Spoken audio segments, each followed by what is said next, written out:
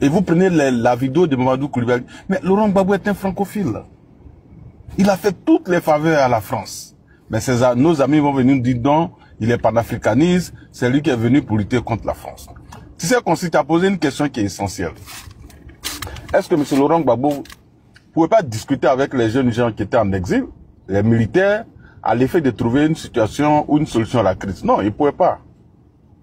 Parce que c'est lui qui était à la base de cette crise. Parce que si vous vous rappelez, ce sont les mêmes qui avaient fait le coup d'État de 99, les IB et autres. Quand ils font le coup d'État, et comme tu as joué la vidéo, les revendications étaient claires. L'armée, compte tenu donc de l'idéologie ivoiritaire, les militaires du Nord n'avaient pas donc cette possibilité d'avancer comme leurs amis. Avec ça. Donc il y avait une ségrégation de l'armée, et tout ça a poussé les jeunes gens à faire le coup d'État. Le coup d'État, ils mettent Gueye à la tête donc du pays, donc c'était l'entente parfaite. Les gens voulaient vraiment régler les problèmes dans l'armée et aussi mais dans toute la Côte d'Ivoire. Mais cette situation ne pouvait pas arranger Laurent Gbagbo. Parce que Laurent Gbagbo ne voulait pas aller aux élections avec Ouattara, Bédié et de tous ceux qui pouvaient donc le gêner dans cette élection. Donc Laurent Gbagbo arrive à rouler Gueye dans la farine et lui dit, il faut que tu gardes le pouvoir. Et moi, je deviens ton premier ministre. Et il arrive à monter le général Robert Gueye contre les IB, c'est-à-dire tous ceux qui étaient du Nord, tels que vous vous rappelez, le général Palinfo, le général Aboulaye Coulibaly. Tous ces généraux ont été poursuivis, accusés donc de vouloir déstabiliser donc le régime de Gueye. Donc Laurent Gbagbo réussit à monter Gueye contre ceux qui ont fait le coup d'État, comme on a pour le mettre à la tête du pays. Et vous vous rappelez, il y a un qui s'appelait La Grenade. La Grenade est prise par les hommes de Boka Yapi et autres. On dit qu'il avait des armes donc dans son bureau. Or, ces armes, c'est le général Robert Gueye qui lui avait demandé d'aller récupérer des armes que des gens avaient. Et donc, il avait récupéré les armes. C'était à son bureau que tout le monde voyait. Les gens récupèrent les armes. Ils disent que non, ils voulaient faire un coup d'État. On le prend. Le lendemain, la Grenade est brûlée vif.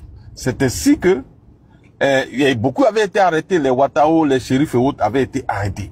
Ibé, lui, pour l'éloigner, comme il était très puissant et très influent au niveau donc du CNSP, alors Gueye le fait affecter, et sa vidéo est là, il explique, c'est pas quelque chose que j'invente. Donc Gueye le fait affecter comme attaché militaire au Canada. Et derrière lui, il réussit donc à fragiliser ses amis qui étaient avec le général Gueye. Donc les Ouattao qui avaient été arrêtés, ils réussissent donc à s'enfuir vers le Burkina. Donc, je veux dire, IB, après démissionne là-bas, il va au Burkina et les gens commencent à monter dans la rébellion. Mais ce qui ne dit pas, c'est que Blaise, qui est l'ami donc de Laurent Gbagbo, l'appelle pour lui dire que tes enfants sont ici, il faut discuter avec eux. Laurent Gbagbo refuse. Parce que son objectif était clair. Pour lui, il était assuré donc de mater leur rébellion et de profiter de cette situation donc de confusion totale pour éliminer les opposants gênants tels que Ouattara, Bédié et le général Robert Gueye. Donc quand la rébellion éclate, je ne vais pas être long, voilà pourquoi dès les premières heures, ils accusent le général Robert Gueye, ils réussissent à l'éliminer.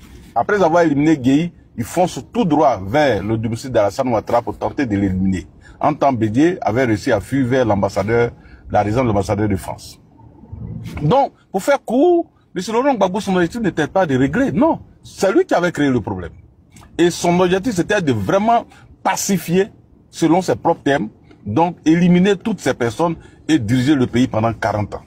Voilà l'objectif pour lequel les gens, donc, n'ont pas tenté de régler cette situation. Sinon, tout le monde savait, lui-même il savait, il disait à tout le monde qu'il voyait le dos du nageur, il savait, et il avait dit à la France, voilà pourquoi tu as joué la vidéo, avant même les attaques, il avait déjà averti la France.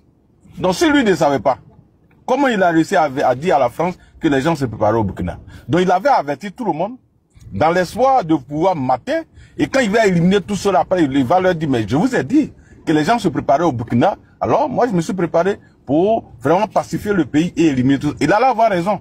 Sauf que les armes sur lesquelles il avait compté, les hommes sur lesquels il avait compté, la stratégie qu'ils avaient mise en place, tout ça avait échoué. Voilà pourquoi, avant donc le coup d'État qui était programmé, Laurent Gbagbo va en Italie parce qu'ils avaient toutes les informations. Donc derrière lui, les militaires, les leaders Kwasi allaient profiter pour éliminer tout le monde. Et après, il viendra pour dire non, c'était à mon absence. Et donc, c'était dans une situation de confusion totale. Et donc, les opposants ont été éliminés. Ça passe comme crème et puis c'est terminé. Malheureusement pour lui, sa stratégie n'a pas fonctionné. Et le pays a été coupé en deux. Et donc, pour revenir sur ton sujet, vous voyez, ces gens-là veulent créer une crise dans le pays. Et tout à l'heure, si vous avez remarqué, je suivais attentivement ce que nos amis étaient en train de dire. C'est des gens, ce qui est blanc, ils vont vous faire croire que c'est du noir. Ils ont été formés pour ça. Laurent Gbagbo, dans une élection, est une crise assurée. Parce que Laurent Gbagbo et ses partisans ne vont jamais reconnaître une défaite. Avant même donc que les élections finissent, ils vont dire qu'ils ont déjà gagné. Ou bien, ils vont dire dans le Nord, on les a empêchés de voter, ils vont créer une crise. Voilà l'objectif. Et donc, le président de la République n'est pas bête pour mettre Laurent Gbagbo dans une élection pour créer une crise. Non, c'est pas possible. On préfère qu'il crée une crise préélectorale, qu'il soit dans une élection pour créer une crise post-électorale. La crise préélectorale, on peut la maîtriser. Mais en pleine élection, s'il y a une crise, ça crée beaucoup plus de problèmes. Ou la proclamation des résultats, comme ça s'est passé en 2010, s'il y a un problème, mais le pays va dans tous les sens. Donc il est mieux que Laurent Gbagbo reste dans sa situation, il ne sera pas candidat, le PPACI n'ira pas aux élections, mais on ira aux élections avec tous ceux qui veulent aller aux élections, tel que le PDCIDA de M. Thiam. Et donc voilà un peu, de façon globale, ce que je voulais expliquer, mais les gars, il ne faut rien espérer d'eux. Alors là, je vous demande de ne rien espérer de ceux-là, parce que ils ne sont même pas prêts à reconnaître quoi que ce soit.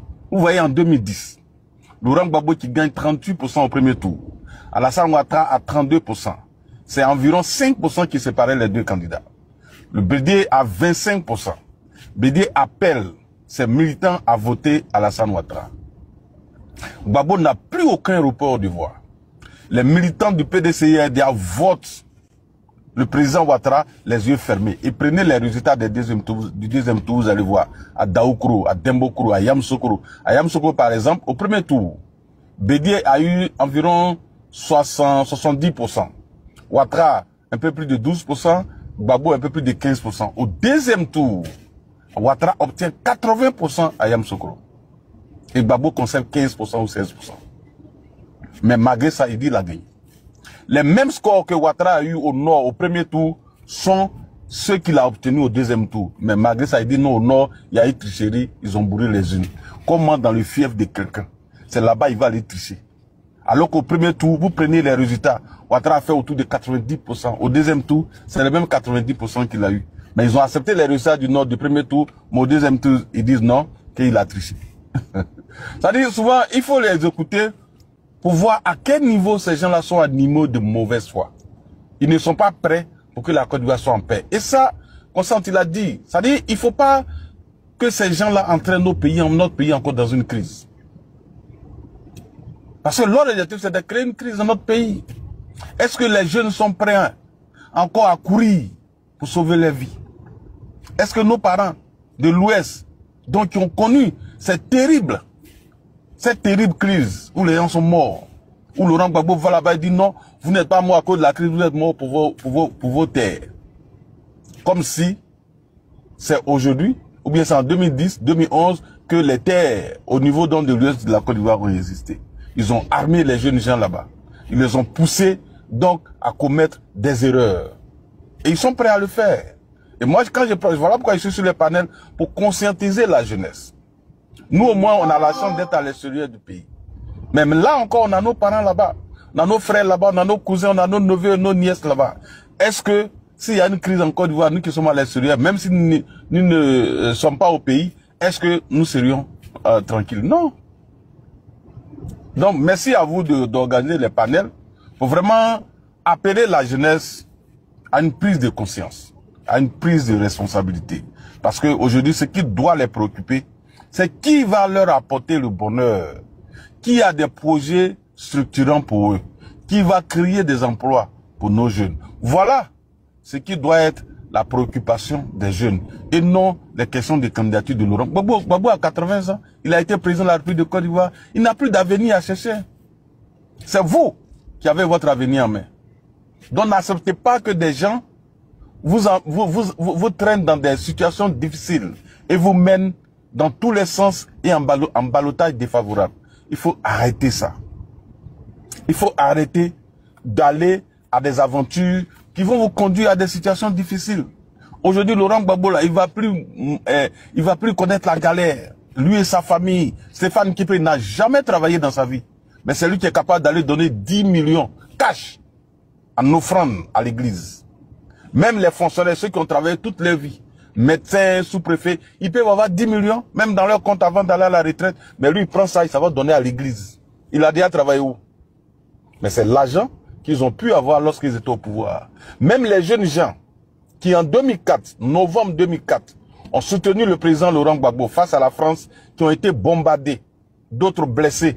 Mais il n'a même pas, non seulement quelqu'un qui veut combattre la France, une armée étrangère qui vient, qui tue ta jeunesse, pour rien, et qui cherche à protéger les nations du pays. Il n'est même pas capable de porter plainte contre la France. Ne serait-ce que pour une question de formalisme, il n'a pas fait. Alors que Mamadou Koulibaly lui a demandé de porter plainte. Il a refusé de porter plainte. Il n'a même pas indemnisé ces jeunes. Et j'ai vu une vidéo tout dernièrement, un monsieur qui est déjà devenu grand, mais qui porte encore les séquelles donc de cette crise, qui demande que l'État de Côte d'Ivoire leur vienne en aide. Et c'est ce monsieur-là que vous allez encore suivre pour perdre votre avenir pour rien. Pour quelle raison? Attends, soyez sérieux. Quand il a quitté la CPI, il est venu. On lui a donné près de 3 milliards pour ses rentes viagères. A-t-il donné un rond à quelqu'un aujourd'hui? Je pense qu'ils ont lancé une cotisation pour financer leurs activités. Pourtant, il a assis sur plus de 3 milliards. Et vous, les jeunes, vous ne prenez pas conscience. Moi, j'ai toujours dit aux gens, n'allez pas mourir pour Alassane Ouattara, n'allez pas mourir pour Laurent Gbagbo, et Bombédier, il est déjà parti. Exigez de vos hommes politiques et de vos leaders qui vous proposent des solutions pour votre avenir. Et non aller à des aventures qui vont vous conduire à la mort. C'est terminé. Faut masquer les mots, pardon. Comment? Faut masquer les mots. Ah, ok, pardon. Donc, je suis là pour dire, vous devez exiger du bonheur. Comme des occasions que vous avez vécues en février 2024 où on a remporté la Coupe, la Côte d'Ivoire était en joie. C'est des occasions comme ça que vous devez exiger. Et non des crépitements de balles où vous allez courir pour sauver vos vies. Ce n'est pas intéressant.